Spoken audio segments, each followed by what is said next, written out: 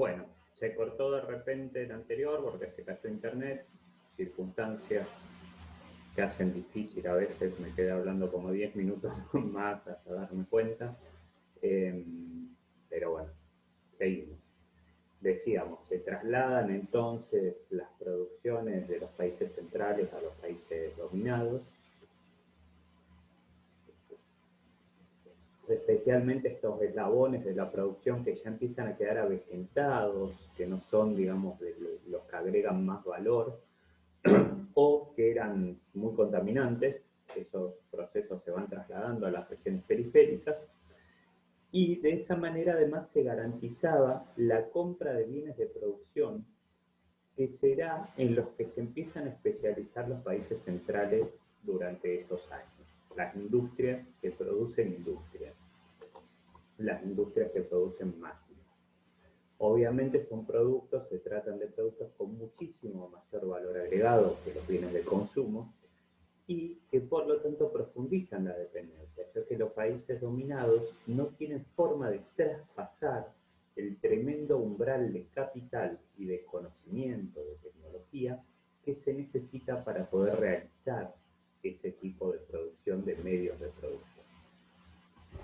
Así, esta clase dominante que se constituye en América Latina, también como ya lo vimos, que como dice Michel Peña nunca se transforma en dirigente, pese a la mala edición de su obra, no solo no es capaz de generar un proceso de ruptura de la dependencia, sino que en cada eslabón del proceso va profundizando esa relación de dependencia y de dominación,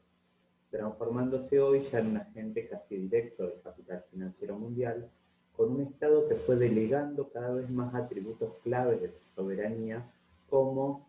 desarrollar su propia política económica, fijar sus leyes de educación, sus normas de comercio, hasta poder o no declarar una guerra.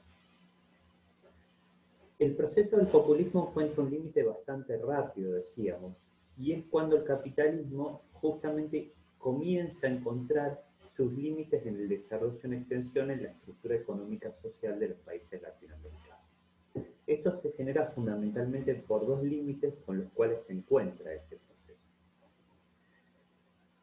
El primero es la posibilidad de incorporar más trabajadores a la producción industrial y así seguir sumando más plusvalía absoluta. Esto se hace cada vez más complicado porque ya no quedan más trabajadores disponibles en condiciones de ponerlos a producir eficientemente, ya que encima, al transformarse en un bien escaso, se fue valorando más la mercancía a fuerza de trabajo, o sea, aumentaron mucho los salarios.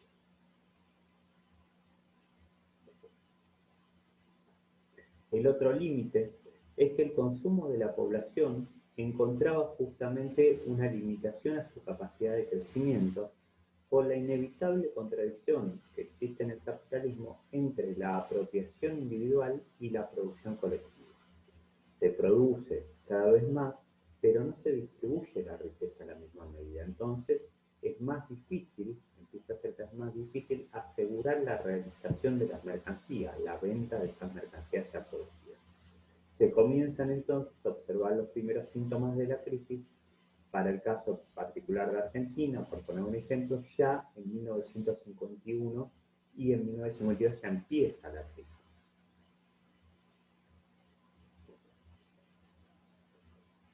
Otro elemento importante, como este ya externo a la propia dinámica del populismo, pero que impacta mucho, entre otros países en Argentina, es que la recuperación de los países es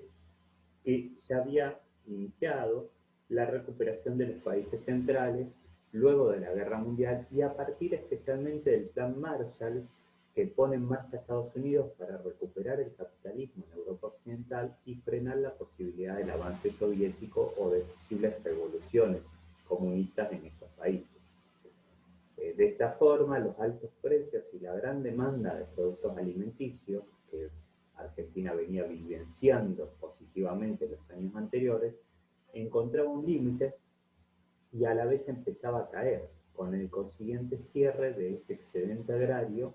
que se apropiaba al Estado y con el cual promocionaba y apoyaba el desarrollo industrial en los años anteriores.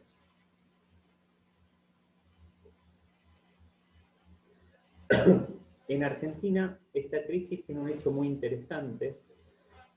que es el Congreso de la Productividad, que el gobierno peronista convoca en 1954. Ahí se plantea, desde la lógica de la conciliación de clases, la necesidad que tenía el capitalismo de mejorar los niveles de producción.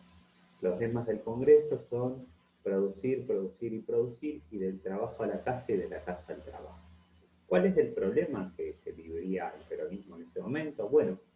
que mayor productividad significa mayor explotación, significa producir más por obrero ocupado y por peso pagado a ese obrero. Acá es muy interesante entonces el enfrentamiento larvado que se genera entre la CGT y la CGE, la Confederación General de Empresarios, cuando esta última exige o reclama la disolución de las comisiones internas de fábrica y el cambio de los convenios colectivos de trabajo. ¿Por qué esos dos aspectos? Bueno, porque son los dos aspectos que hacen al poder obrero dentro de la misma fábrica, ¿sí? Comisiones internas y convenio colectivo de trabajo. La oposición de la base obrera es tan fuerte a esos cambios que la CGT no puede aceptar ni siquiera algunos cambios mínimos, y ahí comienza a profundizarse, por lo menos en mi mirada, la crisis del gobierno peronista, que terminaría un tiempo después en el golpe de 55. La cuestión es que al frenarse la posibilidad de aumentar la generación de plusvalía absoluta por el método tradicional de la fase industrial hasta ese momento, que era incorporar nuevos trabajadores al sistema, se necesitaba, por la misma lógica capitalista de siempre necesitar una reproducción ampliada, aumentar de alguna manera la masa de plusvalía. La primera forma podía ser hacer trabajar más horas a cada obrero, pero por el mismo sueldo, lo cual seguía siendo plusvalía absoluta. Esto era muy difícil políticamente, yo diría imposible, especialmente en un gobierno de base obrera como el peronismo. Y a su vez implicaba otro problema, implicaba producir más productos que no tenían la seguridad de poder ser vendidos en una situación ya de crisis de consumo, ¿sí? Ya vimos que había un problema ahí con la posibilidad de seguir acrecentando el consumo. La segunda opción era la única que aparecía como realmente viable, la de aumentar la plusvalía en base a desarrollar su aumento en términos relativos, aumentar lo que se llama la plusvalía relativa.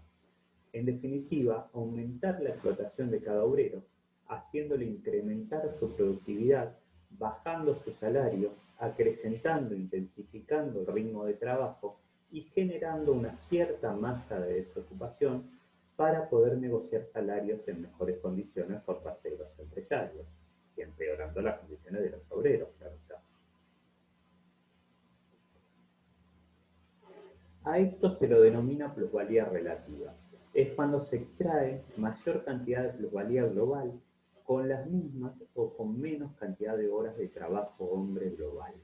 o de trabajo persona, para decirlo mejor, porque también si es una mujer. El desarrollo del capitalismo deja de realizarse predominantemente en extensión y comienza a desarrollarse predominantemente en profundidad. Esto a su vez demandaba una mayor maquinización, una mayor incorporación de máquinas, de inversiones fuertes que los capitalistas locales no podían, o en algunos casos no se animaban,